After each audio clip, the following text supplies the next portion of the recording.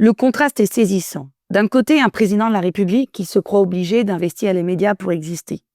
Alors qu'il ne reste que 2 années à Emmanuel Macron pour laisser une trace dans l'histoire, l'homme qui se voulait l'incarnation d'un renouvellement de la vie politique française a cru qu'il suffisait qu'il tienne le crachoir devant les Français pendant 3 heures pour reprendre la main.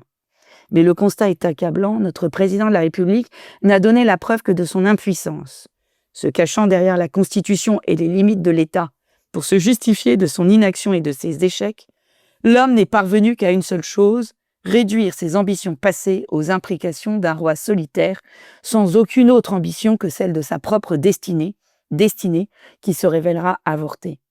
En se justifiant de ne pas pouvoir faire les lois, notre président de la République avoue qu'il ne dispose pas d'une majorité fidèle, ni d'un gouvernement qui mette en œuvre sa politique. Comme un enfant qui casse ses jouets, Emmanuel Macron, par la dissolution, a sapé définitivement les bases, déjà bien fragiles, de son pouvoir d'action. En se justifiant que l'État ne peut pas tout, notre président de la République avoue que sa pratique jupitérienne du pouvoir, qui se voulait en lien direct avec les Français, a définitivement tué les rouages de l'action publique par l'isolement jusqu'à la mort des corps intermédiaires. Emmanuel Macron n'a eu que mépris pour le principe de subsidiarité. Il a été de ceux qui ont renforcé le caractère bureaucratique de l'État et aujourd'hui, il se cache derrière l'impuissance d'un État central qu'il a contribué à rendre boulimique et nous fait pleurer sur la paralysie, entre autres des collectivités locales, qu'il a totalement asphyxiées par la réduction de leur dotation et de leur marge d'autonomie, tout en les noyant sous des compétences étatiques déléguées de plus en plus grandes.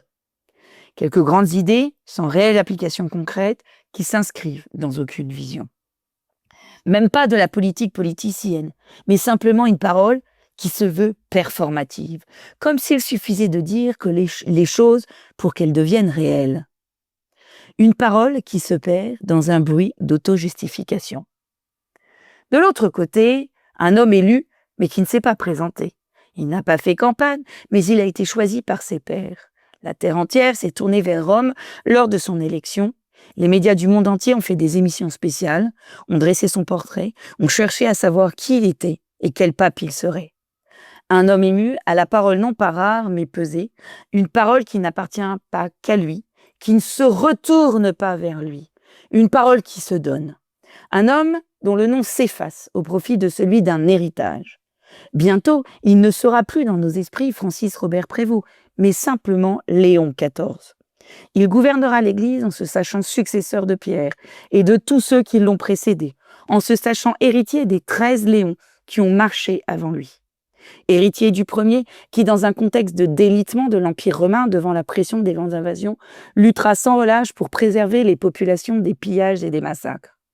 Qui affirmera de façon définitive la double nature du Christ, affirmant ainsi l'incarnation du divin dans notre monde, l'avènement du Christ dans un temps et une géographie donnée. Le pouvoir concret de Léon XIV est faible, car il a les mots comme seule arme. Mais son influence est grande. Sa parole se veut vérité et elle est écoutée. Si elle ne change pas le monde, elle invite chacun à le faire. Si elle ne peut faire plier les grands, ceux-ci la respectent. Dans son Église, là encore, il n'est pas tout puissant, car chaque baptisé est porteur de la mission baptismale. Si son Église n'est pas une démocratie, elle est encore moins une monarchie, mais ses décisions prennent en compte la pratique populaire. Les premiers jours du pontificat de Léon XIV contrastent avec force avec la pauvreté de nos vies et de nos débats politiques. Il est peut-être temps de relire l'encyclique de Léon XIII sur les origines du pouvoir civil, Diun Turnum, publiée en 1880, qui rappelle l'origine divine de toute autorité humaine.